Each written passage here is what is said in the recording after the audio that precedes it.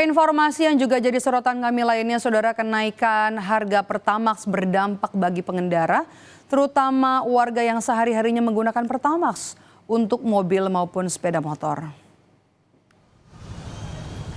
Di Bandung, Jawa Barat, sejumlah warga mengaku harus menambah anggaran transportasi harian di tengah kenaikan berbagai kebutuhan pokok. Imbas dari kenaikan harga BBM jenis Pertamax, antrean panjang terjadi di salah satu SPBU di Kota Bandung untuk mengisi Pertalite. Banyak kendaraan roda 2 yang semula menggunakan BBM jenis Pertamax kini beralih menggunakan Pertalite untuk menyesuaikan kondisi keuangan mereka.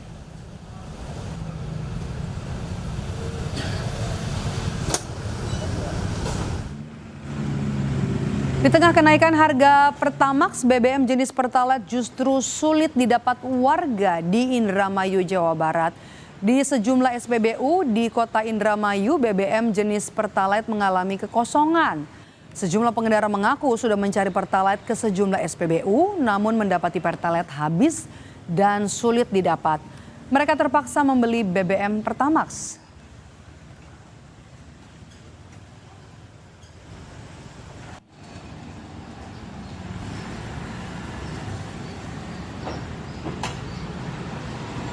Ini juga Pertalite-nya udah langka, ini habis. Tadi terpaksa isi Pertamax.